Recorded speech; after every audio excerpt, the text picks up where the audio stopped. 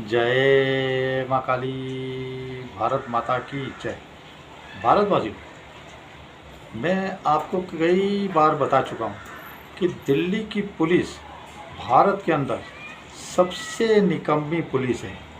सबसे निकम्मी पुलिस है, जो निकम्मियों में निकम्मी। भारत के जितने राज्य हैं मिलाकर उसमें सबसे निकम्मी पुलिस दिल्ली की है।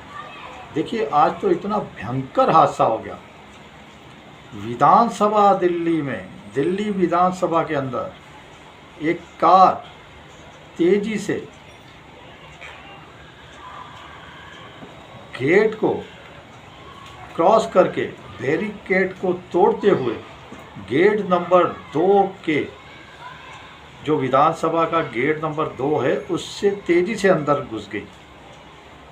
और यूपी का नंबर था उस कार का, यूपी का नंबर। और वहाँ पर जाके जो स्पीकर की गाड़ी खड़ी थी उसके पास पहले तो वहाँ पे एक गुलदस्ता रखा और उसके बाद स्पीकर की गाड़ी के ऊपर काली स्याही फेंक दी, काली स्याही। और जिस तेज रफ्तार से वो गाड़ी आई थी वैसे ही वो निकल गई। अब गाड़ी निकल के चली गई हाथ से पुलिस के, कि वो शख्स निकल के चला गया अभी तक पता नहीं। लेकिन आम आदमी पार्टी से पूछा तो बोल रहा है हाय हाय रे महंगाई, हाय हाय रे महंगाई, मर गया रे पेट्रोल डीजल, मर गया रे, महंगा हो गया, मोदी ने कर दिया। ये इतनी जिहादी पार्टी है, इतनी खतरनाक वारदात हो गई दिल्ली की विधानसभा के अंदर कि एक गाड़ी घुस गई जिसका अभी तक पता नहीं लगा कि किसने। तक आम आदमी पार्टी करी हाय हाय रे महंगाई, हाय हाय रे महंगाई। वो दिल्ली पुलिस का ही काम ना आई, दिल्ली पुलिस। अरे बेशर्मी की हद होती है। तो ये पार्टियां गद्दी पे बैठनी चाहती है। चलिए, अब इसकी बाद में खबर आएगी। तो ये बहुत भयंकर हुआ है, बहुत भयंकर। मैं बार बार कह रहा हूँ, अमित शाह सबसे नाकारा गृह मंत्री है भारत का, सबसे निकम्मा गृह मंत्री है और सबसे अयाशी में डूबा हुआ जो गृह मंत्री अमित शाह है। जो दिल्ली को नहीं संभाल पा रहा तो भारत को क्या संभालेगा।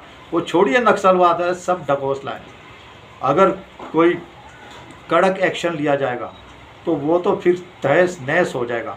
कितने भी लाखों में हो, हजारों में हो, वो जिहादी मारे ही जाएंगे। जैसे देखिए, हम कहते हैं ना जिहादी, ये जिहादी जैसे मुस्लिम आपस में ही कट कट के मर रहे हैं, मर रहे हैं, मर रहे हैं। वो उसको काट रहा है, वो उसको काट रहा है, वो उसका काट रहा है, उसको मार रहा है, उसको मार रहा है, उसको मार रहा है। पर भारत खुशी से देख रहा है, खुशी से। और इसके साथ जो अमेरिका अपना पायलट निकाल के लेके गया भारतवासियों, अमेरिका ईरान के अंदर से घुस के, ईरान के अंदर 250-300 किलोमीटर अंदर, वो तो अद्भुत है। वो तो चाहे उसके 2-3 प्लेन गिर गए, हेलीकॉप्टर जो भी गिर गए, लेकिन बिना किसी अपने जवान को खोए, और जो जवान वहाँ पे फंसा था उसको भी निकाल के ले गए। अरे हवाई जहाज 2 मारे जाए, 5 मारे जाए, हवाई जहाज तो और भी बन जाएंगे, लेकिन जान बहुत कीमती होती है। ये अमेरिका ने इतिहास रखा, जो उसके कमांडो हैं वो चारों तरफ, जबकि ईरानी फोर्स घूम रही थी, उसमें ये करिश्मा कर दिखाया, तो बहुत बड़ी बात है। चलिए, इसी के साथ भारतवासियों में आज अपने दिल की बात बताता हूँ। चुनाव में कहाँ कौन जीत रहा, सबसे बड़ी बात तो मैं बंगाल की करता हूँ, बंगाल की। देखिए, मैं 2 वर्ड में बताता हूँ, 140 से प्लस सीटें बंगाल में बीजेपी को आने वाली है। बीजेपी को 140 से प्लस सीटें आने वाली है, 140 प्लस सीटें आने वाली है। बीजेपी इस बंगाल में सरकार बनाने वाली है, ममता बानो जाने वाली है, जिहादियों का अंत होने वाला है वहाँ से, अंत। ये आखिरी है बंगाल के अंदर। जो ममता बानो ने इश्तिहार मतलब काटो मारो हिंदुओं को, ममता बानो ने संदेश दिया, काट दो, मार दो, टुकड़े टुकड़े कर दो, इनकी हिंदू औरतों से, बच्चियों से रेप करो। इश्तिहार का यही मतलब है। ऐसा ही इश्तिहार पहले किसी जिहादी ने छपवाया था। तो ये संदेश दे रही है कि एक्शन डे, जैसे 1905 में कत्लेआम हुआ था, और उसके बाद जब दो टुकड़े हुए थे देश के। Action day, direct action day, वो इतनी मारकाट हुई थी और हिंदुओं की लाशों पे गांधी और नेहरू दोनों ठहाके लगा रहे थे। और उसी बंगाल के एक्शन डे के बाद ये सबसे बड़ा जिहादी नेहरू प्रधानमंत्री बना था देश का। तो चलिए, बंगाल में ममता बनो गई, बीजेपी आई। अब असम में भारतवासियों 85 प्लस सीटें बीजेपी लेकर आ रही है। 85 प्लस सीटें मतलब एनडीए पकड़ो, बीजेपी एनडीए पकड़ो, 85 प्लस सीटें। अब असम में सीधा सरकार, बंगाल में सीधा सरकार। उसके बाद जो तीसरा है केरला के अंदर बीजेपी को कम से कम 10 से 14 सीटें मिलने का चांस है, 10 से 14 सीटें। और मैं बोलता हूँ 7-8 भी मिल गई तो बहुत बड़ी बात है, लेकिन मिलेगी जरूर। तो बीजेपी के लिए तो उतना चमत्कार है, लेकिन बताया जा रहा है कि कांग्रेस की सरकार बनेगी।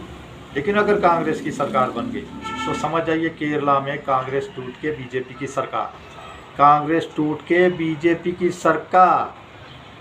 और तीसरा तमिलनाडु की बात देखिए, तमिलनाडु में डायरेक्ट एनडीए की सरकार। सिर्फ 27 सीटों पे तमिलनाडु में लड़ रही है बीजेपी। 27 सीटों में क्यों लड़ रही है आप नहीं समझोगे। और अपने महायोद्धा बलवानी जो तमिलनाडु का चेहरा था, अन्नामलाई, उसको हटाया बीजेपी ने, 27 सीटें। लेकिन ये इतना बड़ा अपना जो कहते हैं ना बीजेपी ने क्यों दिया है तमिलनाडु के लिए, ऐसा फैसला क्यों किया है? क्योंकि मुस्लिम वर्ड दिमाग में आ रहे हैं तो वो मैं निकालना नहीं चाहता हूँ। तो वो इसलिए है कि डीएमके स्टालिन को तड़पाया जाए, सरकार से हटाया जाए। वो जितनी गालियाँ उसने सनातन को दी है और इसके बेटे ने दिए, इसके बेटे को तहस नहस कर दिया जाए, इसकी राजनीति को ख़त्म कर दिया जाए तमिलनाडु में, इसके ख़ानदान की राजनीति को ख़त्म कर दिया जाए स्टालिन की।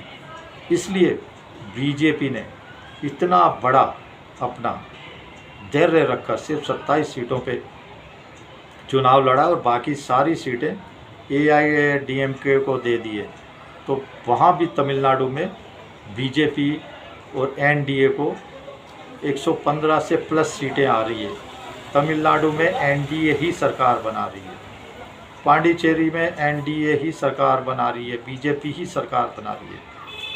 और इसके साथ 5 राज्यों में एक राज्य सिर्फ बीजेपी के हाथ से जा सकता है, केरला। बाकी सब जगह पे बीजेपी एनडीए की सरकार। देखिए अभी 4 मई को क्या होता है। चलिए सनातनियों, आपके देश की तो जय जयकार हो रही है पूरी दुनिया में।